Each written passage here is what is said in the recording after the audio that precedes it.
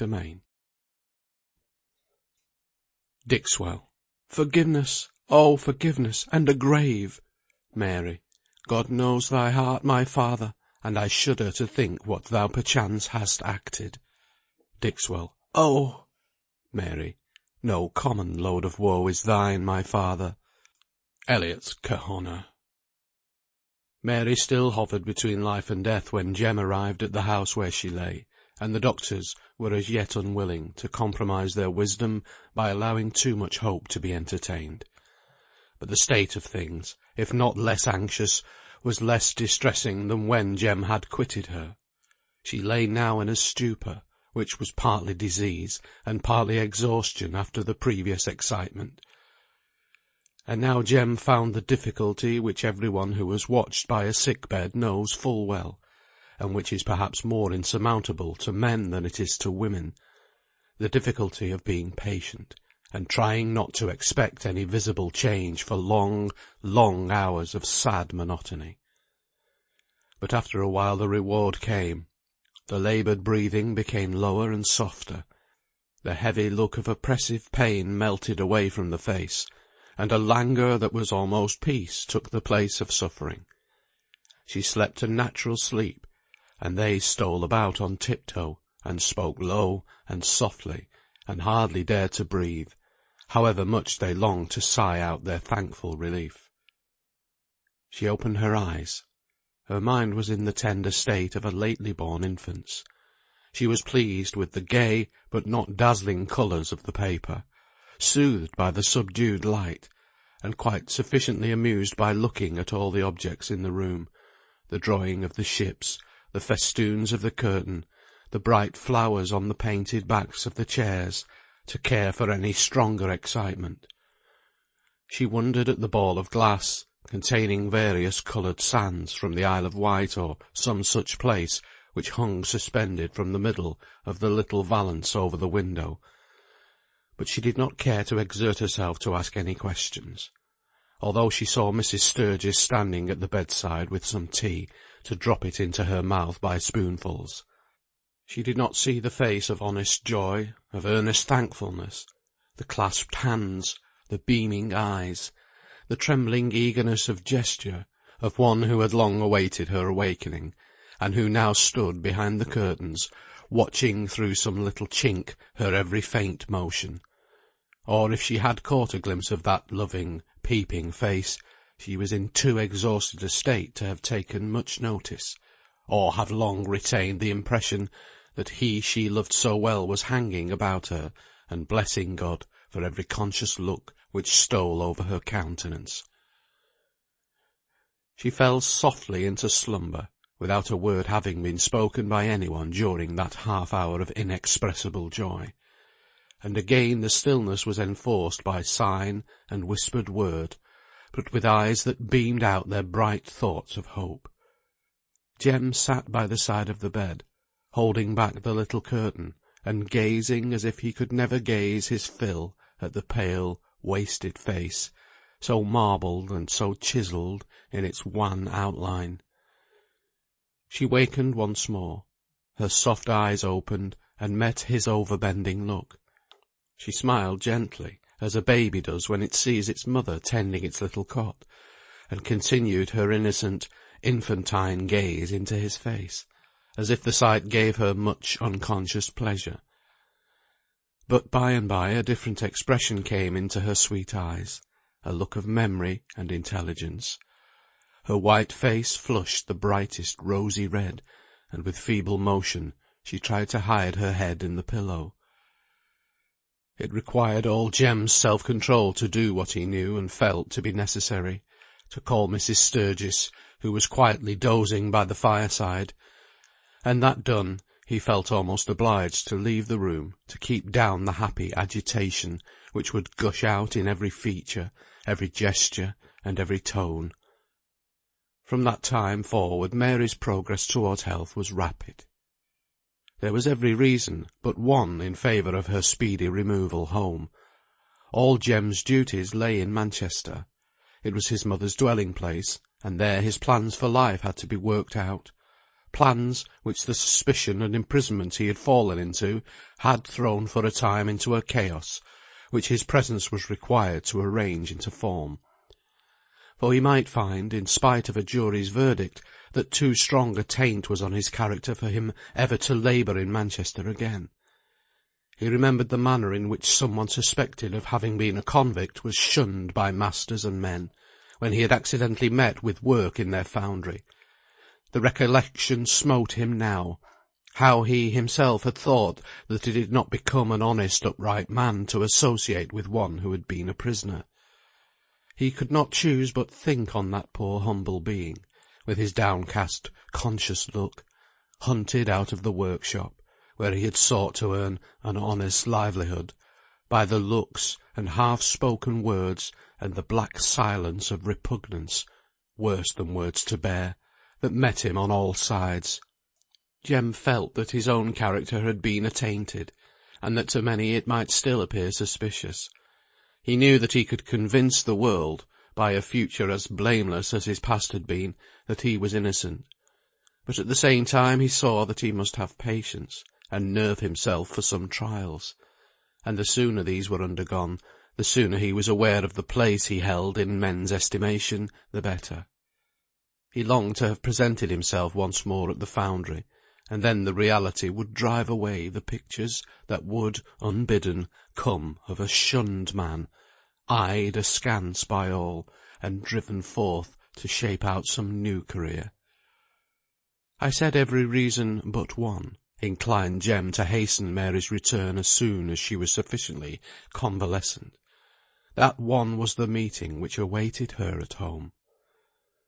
Turn it over as Jem would, he could not decide what was the best course to pursue.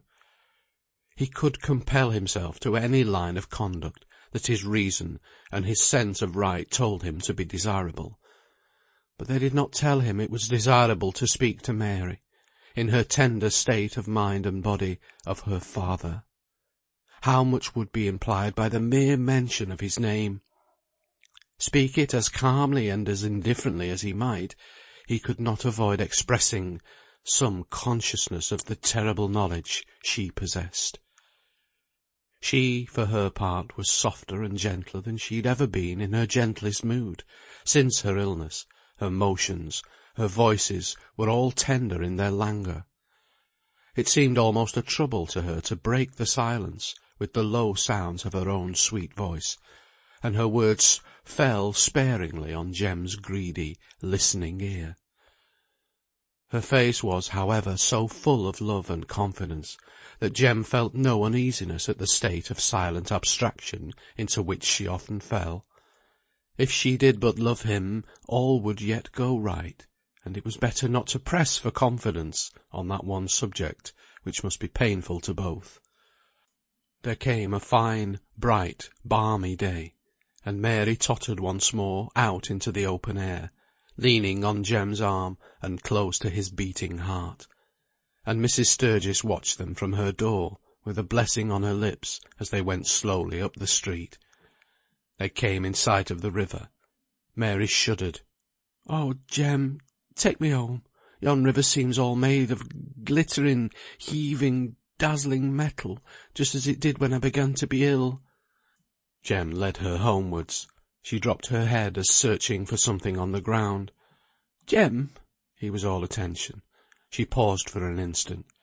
"When may I go home? To Manchester, I mean. I am so weary of this place, and I would fain be at home." She spoke in a feeble voice, not at all impatiently, as the words themselves would seem to intimate, but in a mournful way, as if anticipating sorrow even in the very fulfilment of her wishes. "Darling, we will go whenever you wish, whenever you feel strong enough. I asked Job to tell Margaret to get all in readiness for you to go there at first. She'll tend you and nurse you. You must not go home. Job proffered for you to go there." "Oh, but I must go home, Jem. I'll try and not fail now in what's right. There are things we must not speak on," lowering her voice, "but you'll be really kind if you'll not speak against my going home. Let us say no more about it, dear Jem. I must go home, and I must go alone." Not alone, Mary?" "Yes, alone.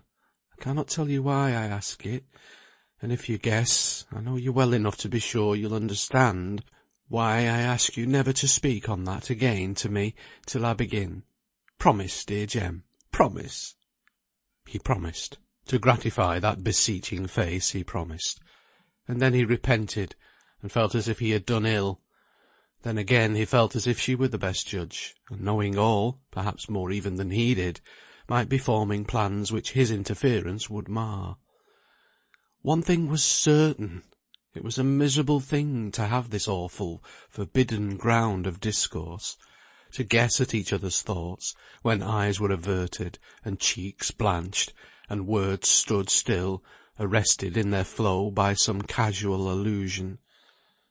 At last a day, fine enough for Mary to travel on, arrived. She had wished to go, but now her courage failed her. How could she have said she was weary of that quiet house, where even Ben Sturgis's grumblings only made a kind of harmonious bass in the concord between him and his wife, so thoroughly did they know each other, with the knowledge of many years? How could she have longed to quit that little peaceful room, where she had experienced such loving tendance? Even the very check bed curtains became dear to her under the idea of seeing them no more.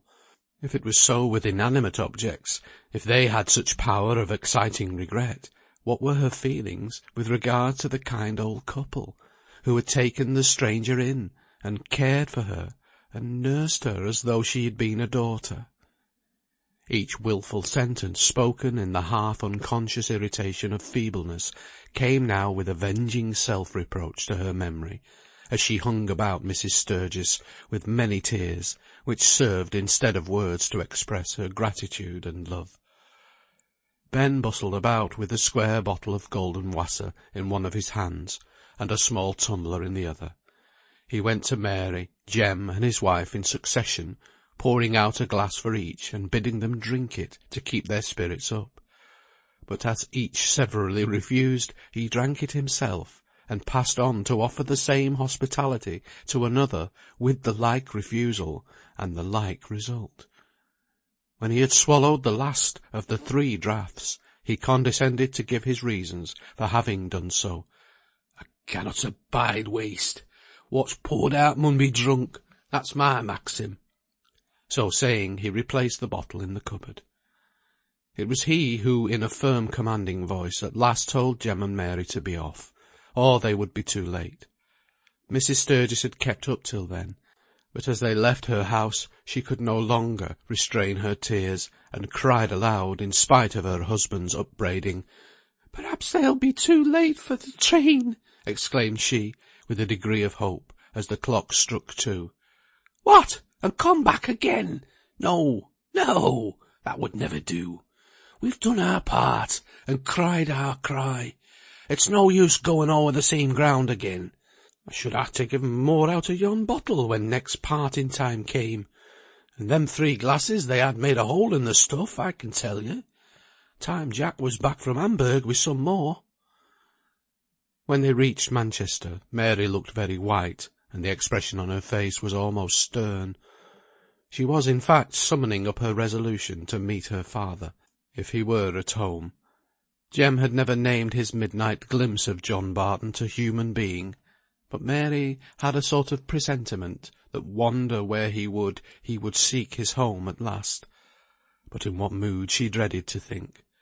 For the knowledge of her father's capability of guilt seemed to have opened a dark gulf in his character, into the depths of which she trembled to look.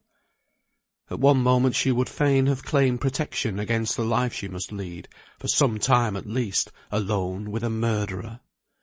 She thought of his gloom, before his mind was haunted by the memory of so terrible a crime, his moody, irritable ways. She imagined the evenings as of old, she toiling at some work, long after houses were shut, and folks abed, he more savage than he had ever been before with the inward gnawing of his remorse.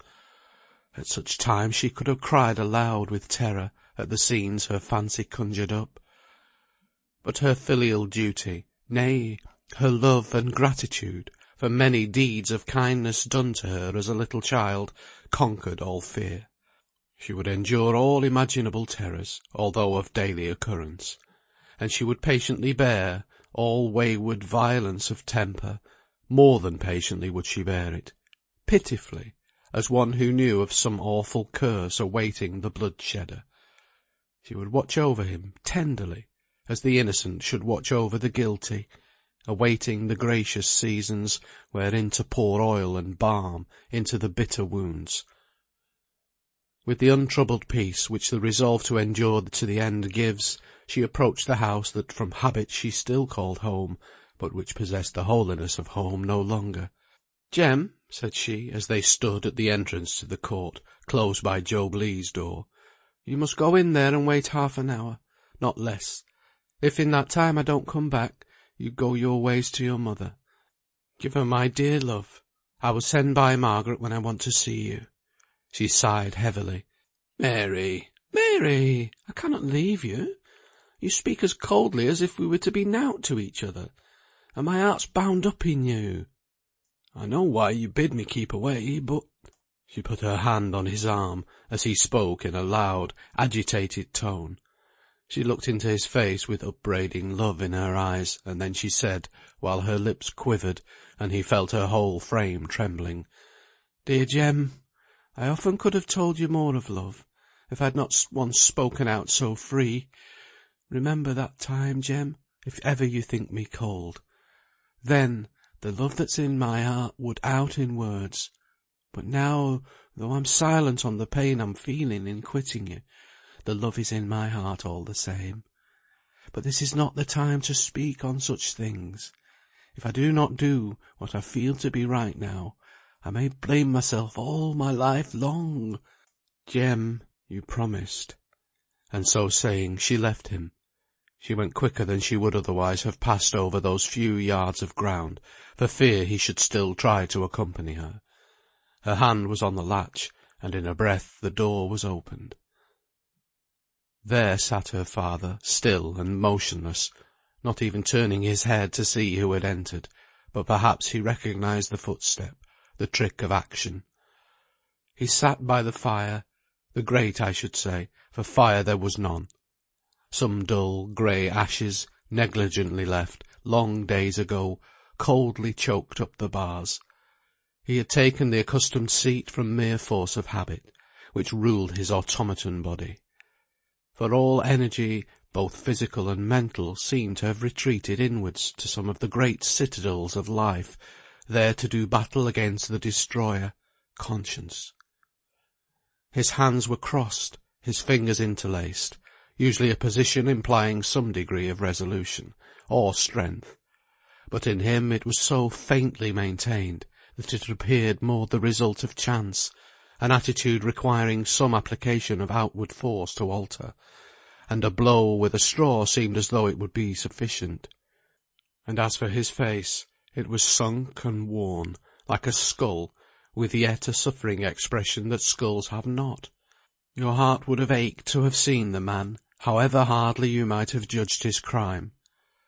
But crime and all was forgotten by his daughter, as she saw his abashed look, his smitten helplessness. All along she had felt it difficult, as I may have said before, to reconcile the two ideas, of her father and a blood-shedder. But now it was impossible. He was her father, her own dear father, and in his sufferings, whatever their cause, more dearly loved than ever before. His crime was a thing apart, never more to be considered by her. And tenderly did she treat him, and fondly did she serve him in every way that heart could devise, or hand execute. She had some money about her, the price of her strange services as a witness, and when the lingering dusk drew on, she stole out to effect some purchases necessary for her father's comfort. For how body and soul had been kept together, even as much as they were, during the days he had dwelt alone, no one can say. The house was as bare as when Mary had left it, of coal, or of candle, of food, or of blessing in any shape. She came quickly home, but as she passed Job Legh's door, she stopped. Doubtless Jem had long since gone, and doubtless too he had given Margaret some good reason for not intruding upon her friend for this night at least, otherwise Mary would have seen her before now. But to-morrow, would she not come in to-morrow? And who so quick as blind Margaret in noticing tones, and sighs, and even silence? She did not give herself time for further thought. Her desire to be once more with her father was too pressing, but she opened the door before she well knew what to say. "It's Mary Barton! I know her by her breathing. Grandfather, it's Mary Barton!" Margaret's joy at meeting her, the open demonstration of her love, affected Mary much. She could not keep from crying, and sat down weak and agitated on the first chair she could find. "Ay, ay, Mary, thou'rt looking a bit different to when I saw thee last. Thou'lt gie Jem and me good characters for sick nurses, I trust. If all trades fail, I'll turn to that. Jem's place is for life, I reckon. Nay, never redden so, lass. You and he know each other's minds by this time." Margaret held her hand, and gently smiled into her face. Job Legh took the candle up, and began a leisurely inspection. "Thou'st getting a bit of pink in thy cheeks. Not much, but when last I saw thee, thy lips were as white as a sheet. Thy nose is sharpish at th' end. Thou'rt more like thy father than ever thou wert before. Lord! Child, what's the matter? Art thou going to faint?" For Mary had sickened at the mention of that name, yet she felt that now or never was the time to speak. "Father's come home," she said, "but he's very poorly. I never saw him as he is now before. I asked Jem not to come near him for fear it might fidget him." She spoke hastily, and, to her own idea, in an unnatural manner. But they did not seem to notice it, nor to take the hint she had thrown out of company being unacceptable, for Job Legh directly put down some insect which he was impaling on a corking pin, and exclaimed, "Thy father come home? Why, Jem never said a word of it. And ailing too. I'll go in and cheer him with a bit of talk. I ne'er knew any good could come of delegating it." "Oh, Job, father cannot stand. Father is too ill. Don't come. Not but that you're very kind and good, but to-night, indeed," said she at last, in despair. Seeing Job still persevere in putting away his things, "You must not come till I send or come for you. Father's in that strange way. I can't answer for it if he sees strangers. Please don't come. I'll come and tell you every day how he goes on. I must be off now to see after him. Dear Job, kind Job, don't be angry with me. If you knew all, you'd pity me." For Job was muttering away in high dudgeon, and even Margaret's tone was altered as she wished Mary good night. Just then she could ill brook coldness from any one, and least of all bear the idea of being considered ungrateful by so kind and zealous a friend as Job had been. So she turned round suddenly, even when her hand was on the latch of the door, and ran back, and threw her arms about his neck, and kissed him first, and then Margaret. And then, the tears fast falling down her cheeks, but no word spoken, she hastily left the house, and went back to her home. There was no change in her father's position, or in his spectral look.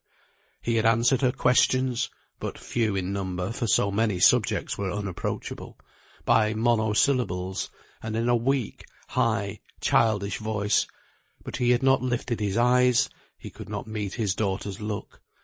And she, when she spoke, or as she moved about, avoided letting her eyes rest upon him. She wished to be her usual self, but while everything was done with a consciousness of purpose, she felt it was impossible. In this manner things went on for some days. At night he feebly clambered upstairs to bed, and during those long dark hours, Mary heard those groans of agony which never escaped his lips by day, when they were compressed in silence over his inward woe. Many a time she sat up listening, and wondering if it would ease his miserable heart if she went to him, and told him she knew all, and loved and pitied him more than words could tell. By day the monotonous hours wore on in the same heavy, hushed manner as on that first dreary afternoon. He ate, but without relish, and food seemed no longer to nourish him, for each morning his face had caught more of the ghastly foreshadowing of death. The neighbours kept strangely aloof. Of late years John Barton had had a repellent power about him, felt by all, except to the few who had either known him in his better and happier days, or those to whom he had given his sympathy and his confidence. People did not care to enter the doors of one whose very depth of thoughtfulness rendered him moody and stern, and now they contented themselves with a kind inquiry when they saw Mary in her goings out or in her comings in. With her oppressing knowledge, she imagined their reserved conduct stranger than it was in reality. She missed Job and Margaret too, who, in all former times of sorrow or anxiety since their acquaintance first began, had been ready with their sympathy. But most of all she missed the delicious luxury she had lately enjoyed in having Jem's tender love at hand every hour of the day, to ward off every wind of heaven and every disturbing thought. She knew he was often hovering about the house, though the knowledge seemed to come more by intuition than by any positive sight or sound for the first day or two. On the third day she met him at Job Legh's. They received her with every effort of cordiality, but still there was a cobweb veil of separation between them, to which Mary was morbidly acute, while in Jem's voice and eyes and manner there was every evidence of most passionate, most admiring, and most trusting love. The trust was shown by his respectful silence on that one point of reserve on which she had interdicted conversation. He left Job Legh's house when she did. They lingered on the step, he holding her hand between both of his. As loath to let her go, he questioned her as to when he should see her again. "Mother does so want to see you," whispered he. "Can you come to see her to-morrow, or when?" "I cannot tell," replied she softly. "Not yet. Wait a while, perhaps only a little while. Dear Jem, I must go to him. Dearest Jem." The next day, the fourth from Mary's return home, as she was sitting near the window, sadly dreaming over some work, she caught a glimpse of the last person she wished to see, of Sally Leadbitter. She was evidently coming to their house. Another moment, and she tapped at the door. John Barton gave an anxious, uneasy side glance. Mary knew that if she delayed answering the knock, Sally would not scruple to enter. So, as hastily as if the visit had been desired, she opened the door, and stood there with the latch in her hand, barring up all entrance, and as much as possible obstructing all curious glances into the interior. "Well, Mary Barton, you're home at last. I heard you'd getting home, so I thought I'd just step over and hear the news." She was bent on coming in, and saw Mary's preventive design. So she stood on tiptoe, looking over Mary's shoulders into the room where she suspected a lover to be lurking. But instead she saw only the figure of the stern, gloomy father she had always been in the habit of avoiding, and she dropped down again, content to carry on the conversation where Mary chose, and as Mary chose, in whispers. "So the old governor is back again, eh? And what does he say to all your fine doings at Liverpool, and before, you and I know where? You can't hide it now, Mary, for it's all in print." Mary gave a low moan, and then implored Sally to change the subject, for unpleasant as it always was, it was doubly unpleasant in the manner in which she was treating it. If they had been alone, Mary would have borne it patiently, or so she thought, but now she felt almost certain her father was listening. There was a subdued breathing, a slight bracing up of the listless attitude. But there was no arresting Sally's curiosity to hear all she could respecting the adventures Mary had experienced. She, in common with the rest of Miss Simmonds' young ladies, was almost jealous of the fame that Mary had obtained, to herself such miserable notoriety. "Nay, there's no use shunning talking it over. Why, it was in the Guardian, and the Courier, and someone told Jane Hodson it was even copied into a London paper. You've set up heroin on your own account, Mary Barton. How do you like standing witness? Aren't them lawyers impudent things, staring at one so? I'll be bound you wished you'd taken my offer and borrowed my black-watered scarf. Now didn't you, Mary? Speak truth." To tell truth, I never thought about it then, Sally. How could I? Asked she reproachfully. Oh, I forgot. You were all for that stupid James Wilson. Well, if I've ever the luck to go witness on a trial, see if I don't pick up a better beau than the prisoner. I'll aim at a lawyer's clerk, but I'll not take less than a turnkey. Cast down as Mary was, she could hardly keep from smiling at the idea, so wildly incongruous with the scene she had really undergone, of looking out for admirers during a trial for murder. I've no thought to be looking out for beaux, I can assure you, Sally. But don't let us talk any more about it. I can't bear to think on it. How is Miss Simmons, and everybody? Oh, very well, and by the way, she gave me a bit of a message for you. You may come back to work if you'll behave yourself, she says. I told you she'd be glad to have you back, after all this piece of business, by way of tempting people to come to her shop. They come from Salford to have a peep at you, for 6 months at least. Don't talk so, I cannot come. I can never face Miss Simmons again, and even if I could— She stopped and blushed. Ay, I know what you're thinking on, but that will not be this some time, as he's turned off from the foundry. You'd better think twice afore refusing Miss Simmons' offer. Turned off from the foundry? Jem? Cried Mary. To be sure, didn't you know it? Decent men were not going to work with a— No, I suppose I mustn't say it, seeing you went to such trouble to get up an alibi. Not that I should think much the worse of a spirited young fellow for falling foul of a rival. They always do at the theatre. But Mary's thoughts were with Jem.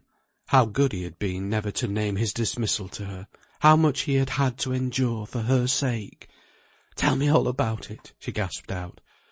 Why, you see, they've always swords quite handy at them plays, began Sally. But Mary, with an impatient shake of her head, interrupted. About Jem. I want to know. Oh, I don't pretend to know more than is in everyone's mouth. He's turned away from the foundry, because folks don't think you've cleared him outright of the murder, though perhaps the jury were loth to hang him. Old Mr. Carson is savage against judge and jury, and lawyers and all, as I heard. I must go to him, repeated Mary, in a hurried manner. He'll tell you all I've said is true, and not a word of a lie, replied Sally. So I'll not give your answer to Miss Simmons, but leave you to think twice about it. Good afternoon. Mary shut the door, and turned into the house. Her father sat in the same attitude, the old, unchanging attitude, only his head was more bowed towards the ground. She put on her bonnet to go to Ancoats, for see, and question, and comfort, and worship Jem. She must. As she hung about her father for an instant before leaving him, he spoke, voluntarily spoke, for the first time since her return. But his head was drooping so low, she could not hear what he said. So she stooped down, and after a moment's pause, he repeated the words, Tell John Wilson to come here at 8 o'clock tonight. Could he have overheard her conversation with Sally Leadbitter? They had whispered low, she thought. Pondering on this, and many other things, she reached Ancoats.